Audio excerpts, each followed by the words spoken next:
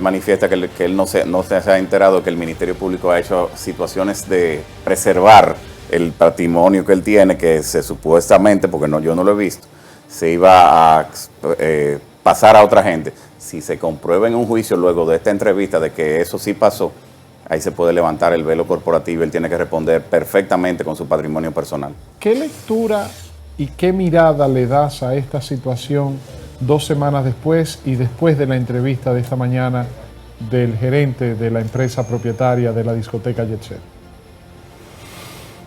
Lo primero que, como dijo una gran amiga en común que tenemos, que el nivel de asimilación que tenemos los seres humanos para ver lo rápido que ha pasado todo esto es más rápido que nuestro entendimiento. Pero si me voy a la parte didáctica y como profesor de Derecho, te diría que viendo la entrevista esta mañana, con todo respeto a los colegas que representan al señor Espaillat, lo primero que se le enseña a los defensores públicos es que a su acusado, al que ustedes van a defender, se le guarda un sepulcral silencio.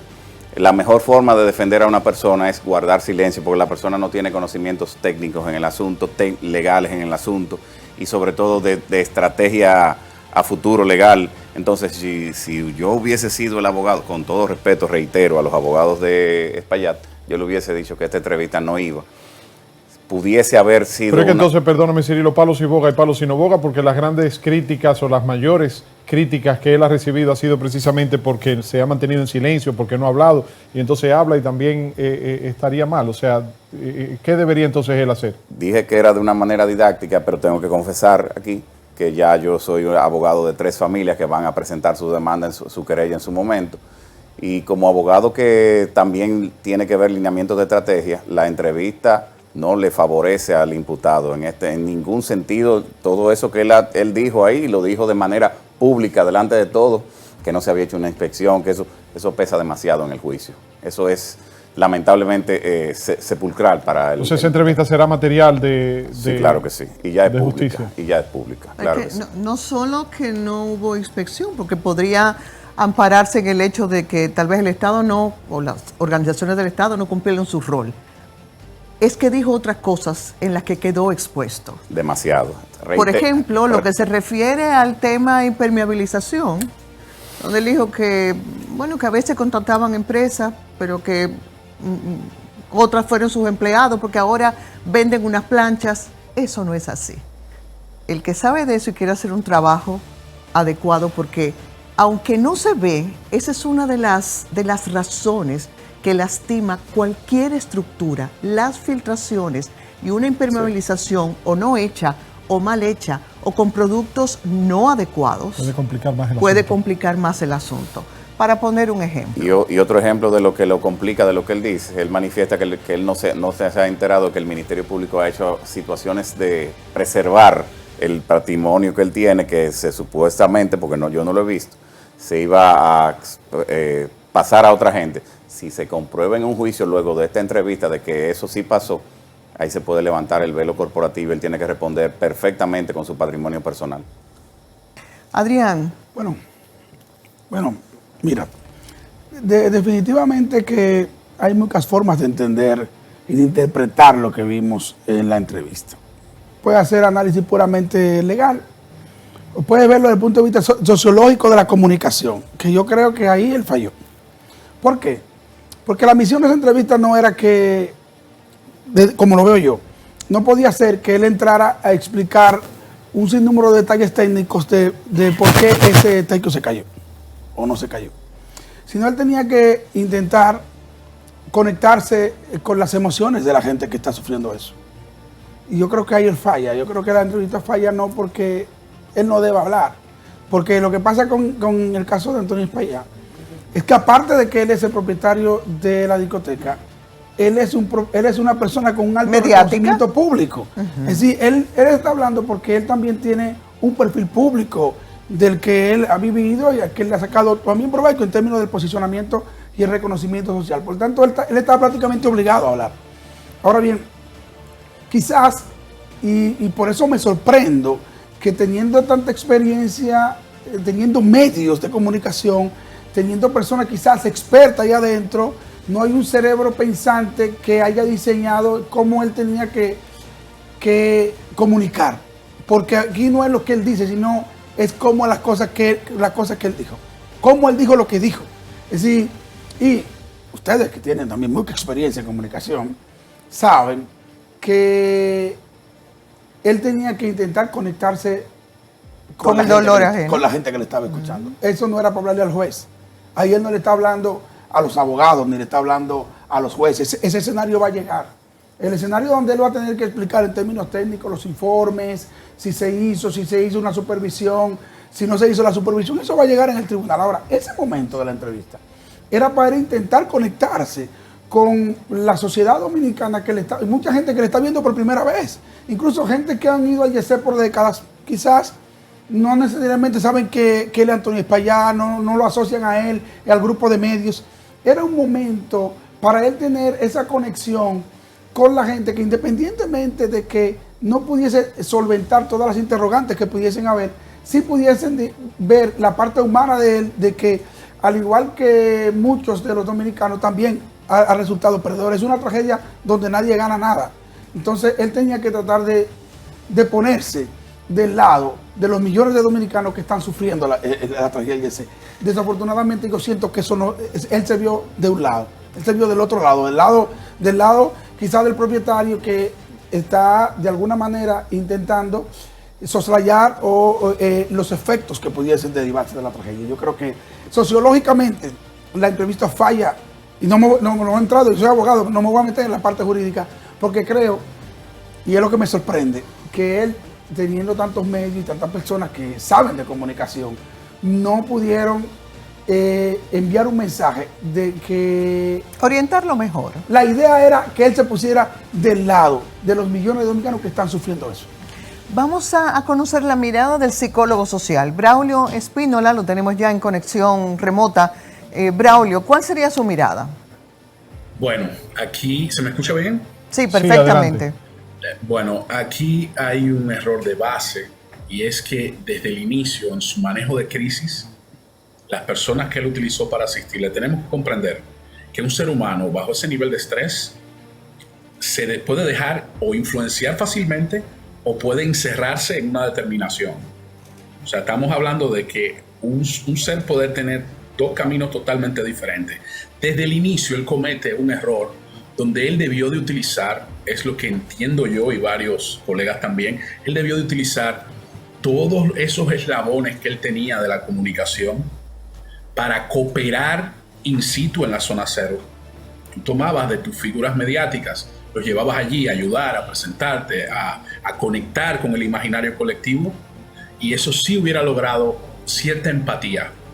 Incluso él comete un error cuando él sale en un video donde utiliza una vocera. Eso lo que hace es que separa, porque coloca un brazo de distancia contra todas las personas que en ese momento están llorando sus muertos. Donde él dice, yo me he mantenido en comunicación constante con las autoridades. O sea, él se separa del imaginario colectivo, donde lo que él le interesa es saber qué pasó y todo lo demás, pero eso va generando en la sociedad en la que vivimos una separación que es difícil de reconstruir. Incluso en la entrevista del día de hoy, él hubiera tratado de conectar emocionalmente y se hubiera visto literalmente como un teatro. Y a eso le sumamos también la cantidad de personas que, ya sea por alguna vinculación afectiva, de amistad o laboral con él, lo que han hecho es crear contenido morboso, defendiendo con situaciones descabelladas, defendiendo cosas que parecen inverosímiles. Yo he llegado a escuchar hasta de un acto terrorista. Entonces, esa clase de cosas tenemos que comprender que esto ocurre, pero en la parte positiva a la sociedad dominicana, señores, nunca había pasado algo así, una catástrofe como esta, primero que nada, pero en la solidaridad del dominicano, nosotros ver ahí en el Palacio de los Deportes 400, 500 personas donando sangre. O sea, nosotros hemos crecido en cuanto a lo que es la empatía de una forma impresionante, desde la Plaza de la Bandera, que es uno de los cambios sociales, de los estallidos sociales más grandes que hemos tenido, hasta este, o sea, se ha demostrado que como civilización, como sociedad, nosotros hemos evolucionado, nosotros ya tenemos un dolor colectivo, nosotros ya podemos sentir, tenemos un trauma colectivo ahora mismo, y aquí viene el problema, que sociológicamente es la parte media del conflicto, la polarización, donde ya va a comenzar una oposición política a utilizar esto, y donde, si podemos ver dentro de la misma entrevista, el mismo señor Antonio Espaillat, pues trata de repartir su cuota de culpa con la alcaldía, que era la responsable, en cierta manera, de también proporcionar los permisos. O sea, aquí estamos viendo una serie de factores que inciden ya y que van a llevar definitivamente a la polarización y al conflicto, donde ya lo que se busca es el culpable. ¿Quiénes son los culpables o el culpable? Entonces, de acuerdo a estas interpretaciones, ahora mismo lo único que podemos sacar es que si el manejo de la justicia, y ahí los dos juristas que nos acompañan pueden ayudarme, que en este manejo de la justicia, si no se llega a satisfacer a ese imaginario colectivo en cuanto a la situación política que teníamos ya por la situación migratoria, todo eso se va a mezclar y se va a volver una bola de nieve y podemos estar viendo la antesala de una Plaza de la Bandera 2.0. Ya. Podemos estar ante eso, realmente. Nosotros vamos a compartir unos segunditos de esa entrevista ahora. Específicamente el momento en que la periodista le pregunta, cuéntenos cómo fue que usted se enteró y demás, y que él narra que fue a través de la llamada de su hermana, que, cito, según él estaba también obviamente bajo los escombros. Vamos a escuchar esos segunditos y seguimos el análisis. Yo recibí una llamada de mi hermana a las 10:30 de la noche por hora Vegas, que era la 1:30 de aquí, y me llamó debajo de los escombros y me dijo: Antonio, ha pasado algo increíble, escuchamos una explosión y todo el techo se ha desplomado y estamos todos debajo aquí de escombros. Inmediatamente ella me dijo eso. Yo le dije a ella: Maribel, no te preocupes, yo voy para el aeropuerto enseguida y arranco para Dominicana. Ok, la mirada de cada uno de ustedes tres con relación a eso que él responde. Adrián. Mira, definitivamente, vuelvo al tema, la forma como lo cuenta siempre como que resulta un poco chocante.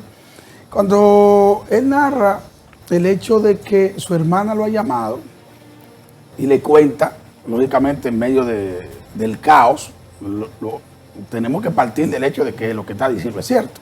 No sabe si está adentro, si está cerca o no. Ahora, me parece incluso que siento una reacción como fría y distante. Y mira, yo estoy aquí casi analizándolo como psicólogo y no como abogado. Porque yo siento una reacción fría y distante de él. Algo tan dramático, porque de verdad que es algo dramático lo que pasó en el IEC, creo que lo asimila de una manera muy light. Algo que quería decir, y ya desde el punto de vista legal, esta tragedia va a poner de relieve dos cosas. O debe poner de relieve dos cosas. Primero, necesitamos nuestro Código Penal. Porque desafortunadamente el marco legal actual es muy indulgente con este tipo de situaciones. La responsabilidad penal, por ejemplo, asociada a las sociedades comerciales que recae sobre el gerente, por ejemplo, el tema de un sinnúmero de tipologías que el código pudiese abordar y que pudieran darle unos mecanismos a los tribunales más robustos para poder ejercitar derechos de manera más drástica en relación a este tema. Y otra cosa que este caso debe poner en tela de juicio al propio Estado. Y tiene entonces, porque el Estado no se puede prevalecer de su propia falta. El Estado no puede decir, bueno, no regulamos, no aplicamos y no va a pasar nada. No. Yo creo que en este caso los tribunales están obligados a darle una lección al Estado dominicano. Si las instituciones no funcionan, el Estado tiene que pagar un precio. porque lo tiene que pagar frente a quién. A los ciudadanos, recuerden, la Constitución obliga al Estado frente al ciudadano.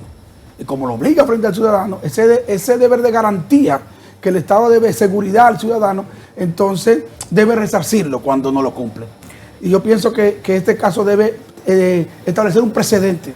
Ojalá, porque que lo establezca la Constitución y en la práctica que vaya a hacer hay una gran distancia. Claro. Cirilo, tu mirada con relación a esa respuesta que dio el señor Espaillat. Y no solamente a esa respuesta que él dio. En un momento dado dice la periodista, le pregunta que si se ha comunicado con los familiares de las víctimas y él dijo que se comunicó con algunos empleados, ni siquiera con algunas personas que él conocía. En la misma entrevista él menciona que él era muy amigo y quería mucho a nuestro Rubí Pérez, que como ciudadano dominicano yo me siento afectado personalmente, más que nada. Y entonces si tú eres amigo de Rubí Pérez, ¿por qué tú no has llamado a su hija y a sus hijos y le has dicho, lo siento, oye, mira, mi situación es difícil? Y con esto no estoy diciendo que haya que, ni ahora ni en el futuro, caer encima de él como una mole por... No. Él tiene derecho a defenderse, tiene derecho a ser oído, tiene derecho a todo lo que la Constitución le faculta, pero en su momento tenemos que saber todos que va a haber un antes y un después, porque 200 y pico de personas que ya no pueden estar aquí hablando. Me voy un poquito por la parte sentimental. Yo he llorado a tal que yo no conozco, porque yo digo... Todos hemos llorado los que no conocemos. Hay gente ahí que yo ni siquiera lo conocí, hay gente que sí lo vi, hay camareros que en algún momento me sirvieron, pues yo también fui, y ya no están aquí conmigo. Entonces, debe haber, como dice Adrián, una sentencia que yo creo que el tribunal que sea apoderado de esto, ojalá que sea aguerrido y le diga al Estado, necesitamos una legislación como el Código Penal que se adecúe a estos tiempos y que haya justicia, porque como se mencionó, tal vez no es el dinero lo que busca la familia, no, porque una sentencia no te va a devolver al ser querido que se te fue. Claro. Pero sí como una especie de sentencia que tú digas, hubo justicia de una u otra forma con mi ser querido. Braulio. Cuando uno escucha de boca de él la forma en la que él expresa, primero debemos recordar que él, al parecer, según lo que dicen los compañeros aquí panelistas, juristas, entienden, él no se dejó asesorar en la parte legal porque él mismo, como decimos en buen dominicano, se metió al medio varias veces.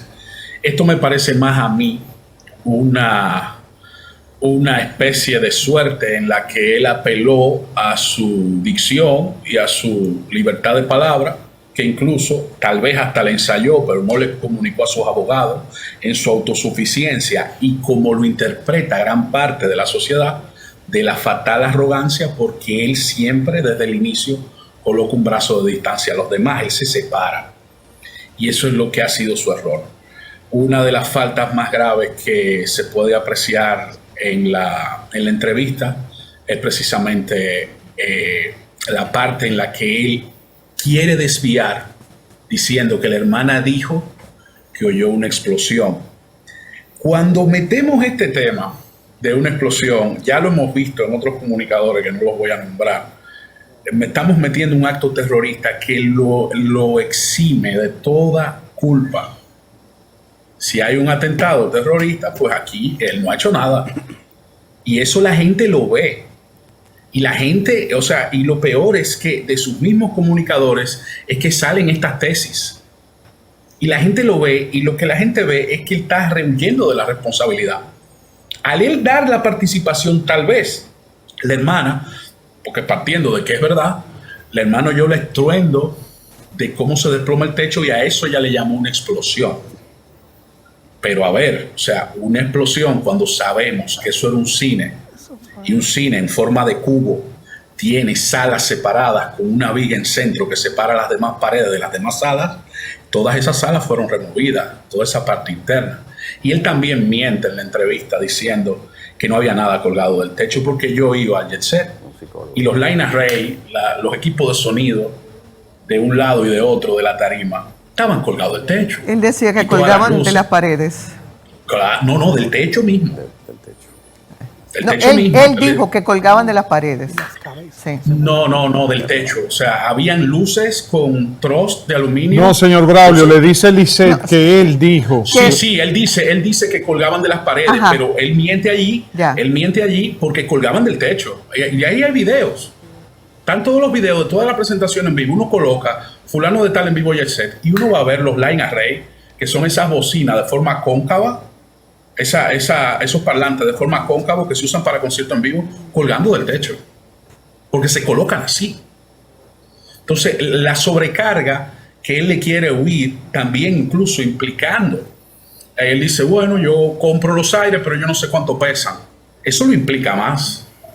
O sea, la entrevista del día de hoy fue totalmente incriminatoria para él. Él mismo no, de verdad, yo no entiendo de quiénes él se está dejando asesorar. Pero si son de las mismas personas que sostienen la tesis de un atentado terrorista, es un fracaso total, que esto de hoy fue a peor. Más allá de las palabras, el tono que utilizó en sus respuestas, en su lenguaje corporal se notó muy medido, incluso pensando mucho antes de verbalizar cualquier cosa, obviamente, sí, para cuidar sus expresiones. Pero más que el lenguaje verbal, ¿qué interpretación le da Braulio a lo que usted vio y escuchó en el tono?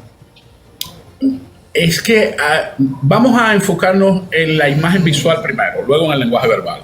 En la imagen visual estamos viendo una persona que está vistiendo de forma casual, donde posee hasta medias, como las que se están utilizando hoy en día, lo que se le llama happy socks, o sea, medias felices, donde no le da el categórico de seriedad, ni siquiera a lo que él va a hacer.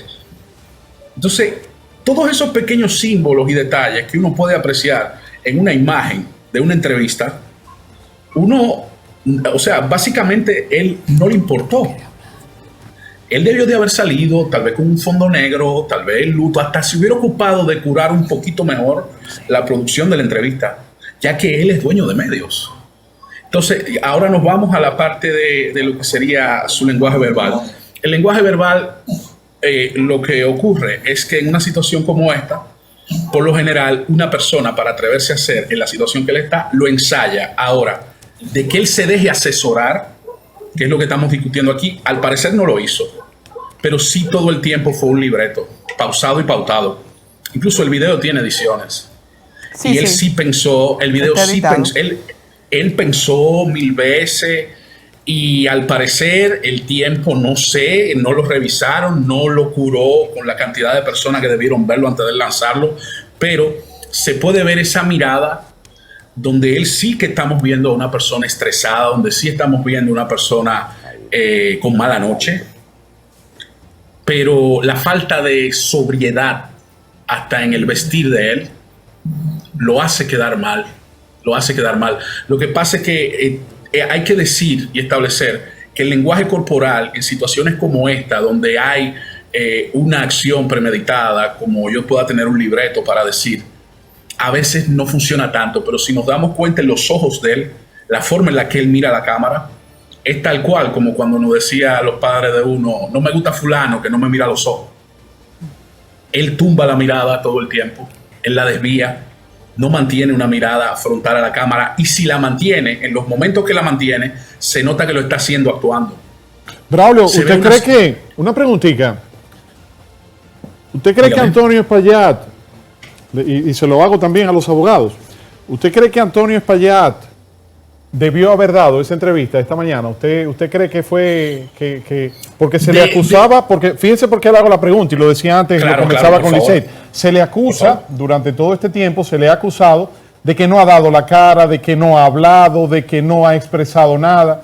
Entonces, ahora, al parecer, me imagino yo, especulo yo, ante esas presiones, pues entonces decide dar la entrevista, entonces da la entrevista y pareciera como si ahora le va peor, parece como si ahora está peor que antes cuando se decía que no hablaba. Entonces, ¿qué debió haber hecho? O sea, ¿cómo entiende usted? Aquí te puedo decir, Víctor, mira, salía más fácil para él y hubiera conectado más fácil con el imaginario colectivo hasta un video con la cámara selfie de su celular, donde no se viera nada preparado, donde él no anunciara, voy a hablar tal día, que eso hace una separación con el doliente de la tragedia.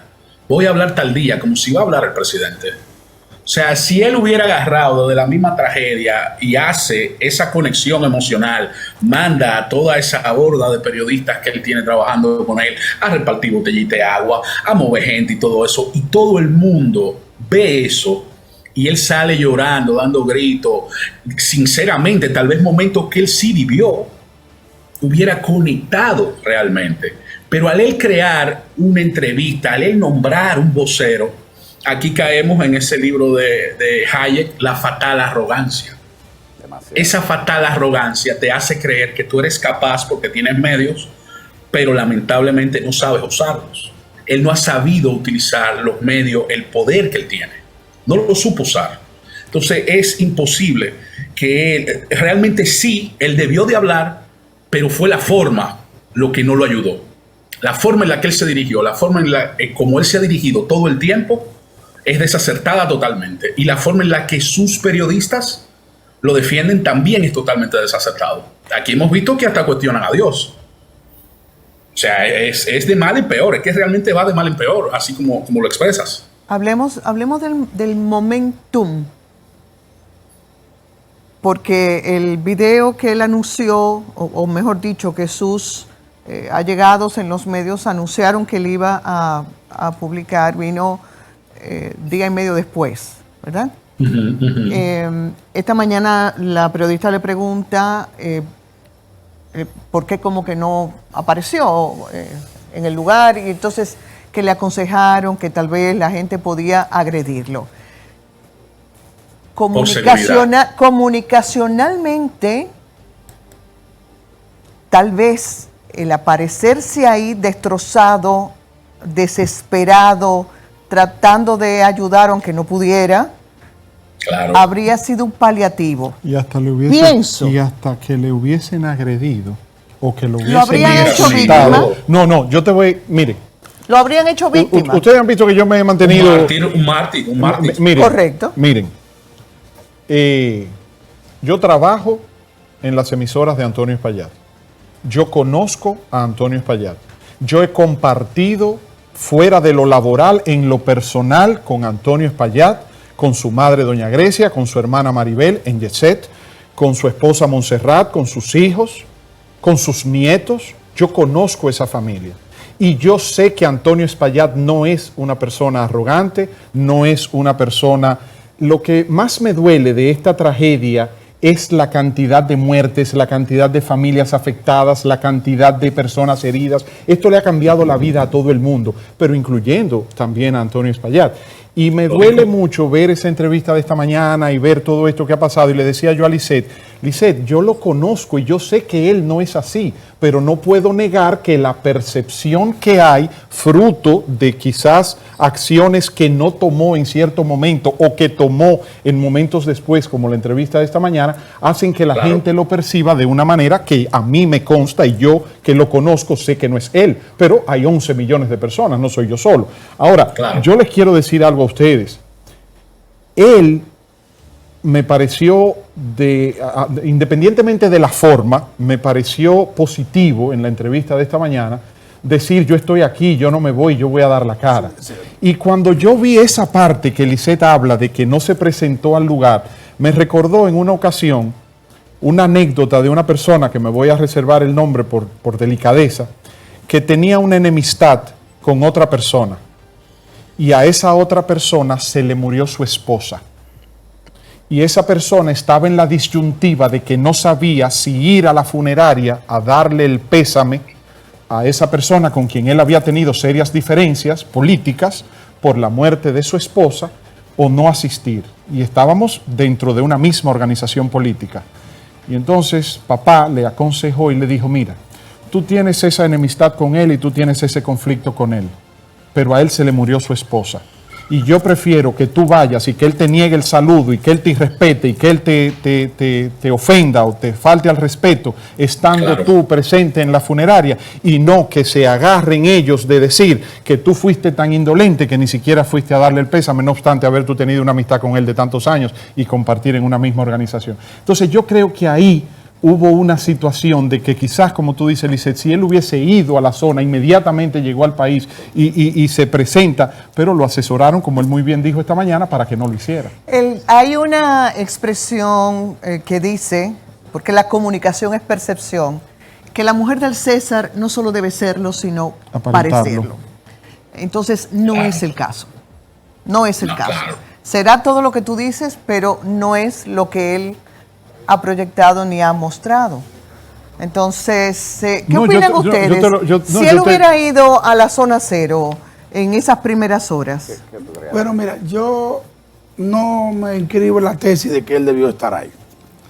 En esas primeras horas no creo que con el calor de las reacciones de la gente que todavía no está asimilando, gente esperanzada con encontrar sus familiares vivos, todo el mundo está concentrado en esa parte, que es la parte de saber superar la incertidumbre, lógicamente, de si puede encontrar su familiar vivo. Antonio podía ser un distractor. Un distractor sí podría inscribirme en la tesis de que personas muy cercanas a él asumieran ese rol, no él. Claro. Eso sí, yo lo había entendido. De parte de él. Claro, sí. Claro, personas de su cercanía. Me refiero a personas de su cercanía que estuviesen allí jugando ese rol también de acompañamiento. Creo que sí, que había podido ser positivo. La presencia de él era un distractor y que mucha gente incluso lo podían entender hasta como una provocación. Dependiendo de la actitud, porque con la que él se a él, presentara. obviamente, a él tampoco le interesaba que sucediera ese evento. No, claro que no. O sea, pensar y él tenía que, también personas vinculadas a él. Él era un candidato a morir ahí. Pensar que no le importó sería mezquino. Pensar que no le importó sería mezquino. O que él hubiese querido que pasara eso. Exacto, mira, sería si un hay absurdo. alguien que en términos probabilísticos tenía la mayor probabilidad de morir ahí, era precisamente Antonio Espaillat. Él lo dijo esta mañana, porque que habitualmente estaba todo el los que lo lunes. conoce sabe que él Estaba ahí siempre. Él siempre estaba allí. Sí. Ahora bien, un aspecto que yo creo que debemos tener en cuenta, que se ha discutido mucho en los medios, me ha tocado ahora estar en muchos medios analizando el tema, lógicamente el abordaje, cuáles son las consecuencias legales que se derivarían de manera personal. Sí, pero me gusta y le agradezco y reconozco en ustedes, tanto en Braulio como en Cirilo y en usted, que han enfocado el tema y han analizado el tema esta noche más desde el punto de vista humano y emocional que desde el punto de vista Porque jurídico. en el ruido, es imposible razonar en medio del ruido. El ruido, la cacofonía de los medios. Yo discutí antes de entrar al programa con Lisset que la gente tiene un sinnúmero de verdades mediáticas. Entonces la gente en esta época no quiere la verdad, quiere tener razón. Entonces todo lo que no encaja con lo que cree previamente lo rechaza. Solo asimila sus ideas preconcebidas. Entonces hay un punto importante y es cuáles son. Mucha gente está esperando que Antonio Espaillat tal vez enfrente una condena como si quizás le disparó a alguien. Eso no es lo que va a suceder. Eso es importante decírselo a la gente. Claro. No, eso no se trata de jugar aquí al rol del abogado defensor. Es haciendo una evaluación del marco jurídico que tenemos. Y por eso decía que esta tragedia pone de relieve que necesitamos entonces robustecer nuestro marco jurídico, el Código Penal que tiene mucho tiempo allí. Ahora, dado lo que tenemos hoy y con el marco que tenemos hoy que lo van a juzgar, lo que habría en términos penales, consecuencias penales. Otro tema es el tema patrimonial. La responsabilidad civil, que no hay duda que sus empresas y él personalmente la van a tener que enfrentar. Es un homicidio involuntario. Sí. Lo más que podía haber ahí es un homicidio involuntario. Claro. Un homicidio involuntario, Cirilo, y todo el que nos está viendo, que tiene un conocimiento modesto del derecho, sabe que Una pregunta. serían doctor, 2, 3, 4... Una pregunta, doctor. Claro. Aquí se configura lo que se conoce como el delito de comisión por omisión. Comisión del delito por omisión del deber del que se es Es como responsable. negligencia criminal. Es como negligencia, Claro. una negligencia criminal. Lo que pasa, ¿qué es lo que pasa? Nosotros tenemos un código penal de 1884, modificado Claro. por un sinnúmero de leyes especiales allí, pero aquí nuestro código penal es muy débil. Eso de la negligencia criminal, eso lo conocen los doctrinarios, eso no está en el código. ¿Entiendes? No, pero por eso lo enfoco. Aquí tú con tienes tres tipos de jurisprudencia. infracciones. Oye, el código tiene claramente tres tipos de infracciones. La de simple policía, los delitos y los crímenes. Los crímenes hasta 30 años. Los delitos hasta 5 años. Y las de simple policía son infracciones. Esta tragedia no Que entra... no llevan cárcel, claro. Sí, pero no sé qué, no entraría en la categoría de un crimen, pero murieron casi 240 Sí, el personas. drama humano es ese. No, yo le tengo otro drama humano. Sí. Le digo otro drama humano. Claro. El dolor de todas esas familias, de haber perdido a todas esas personas y de la forma en que la perdieron, Sí. es un dolor tan grande que yo estoy seguro que todos ellos preferirían cambiarse por Antonio Espaillat. Y mire sí. que él, estar en los zapatos de él no es cómodo. No, claro que no. Pero Claro. quien tiene un familiar que murió ahí, preferiría estar en los zapatos de él y no en los zapatos de tener ese familiar muerto. Eso es cierto. Y menos que de esa forma, de esa tragedia. Entonces, ha habido, como decías Lisette ahorita y ustedes también, y Braulio también, un mal manejo de todo esto por la falta, digamos, de empatía o de transparencia, o que la proyección que se ha presentado ante esta situación no es quizás la más conveniente para el propietario, el responsable, en Claro. este caso él y su familia, pero el dolor de todas esas familias, de todas esas personas a las que se le murieron toda esa gente, también van a encontrar una insatisfacción en ese código que Sí, usted eso señala. es así. Porque Obvio, óyeme algo, obvio. ahorita Claro. cuando se junten todas esas demandas y se tenga que ver en base a un monto general para dividirlo de manera entre las familias que hayan presentado y no se considere resarcida en lo que, porque una cosa es lo que un familiar vale para otra instancia y otra cosa es lo que vale para mí. Lógico, o sí, para sí. que perdí una persona que haya perdido. O sea, ¿cómo se cuantifica eso? ¿Cómo determinar el valor de esa persona? Y encima de eso, que cuando se vea que la pena a la que pudiera ser sometida la persona o la instancia o la organización Claro. o las instancias responsables no se va a corresponder con la sed de justicia Así es. que yo como familia tengo. Pero es como también tú mismo has apuntado y hemos dicho, la gente probablemente, los afectados, los familiares, no es tanto el dinero, es haber perdido. Yo estimo a un ser querido, ¿ves? que haciendo una evaluación por experiencia de casos y tragedias no parecidas, pero podrían ser similares en términos de cuando mueren más de 2, 3, 4, 5 personas. Por la magnitud de esto, yo estimo que entre 50 y 70 millones de dólares para poder afrontar el nivel de reclamos que va a tener. Tenemos que cerrar ya la entrevista. Braulio, muchísimas gracias. Siempre. Cirilo, ¿algo que quieras agregar para cerrar? Sí, y yo creo que colijo o sigo la misma línea del colega. Cuando tú le llevas a una persona que te ha buscado por un accidente de tránsito, por una mala práctica médica o por un asesinato y le llevas la sentencia definitiva, le llevas el cheque, esa persona y entre todos agarran y aprietan la sentencia y aprietan el cheque, Así salen es, lágrimas. así es. Y ellos no se fijan ni siquiera en la Claro, cantidad. claro. Ellos dicen, mi ser Eso es lo que querido vale. ha sido resarcido de alguna forma, ha habido justicia. No es el dinero por sí, sino el resarcimiento moral, más Claro, que nada. Claro. Bueno, muchísimas gracias, Gracias, Cirilo Cirilo. Guzmán, Gracias a Adrián ustedes. Lebrón y obviamente a Braulio Espínola. Compartimos unos mensajes breves y retornamos.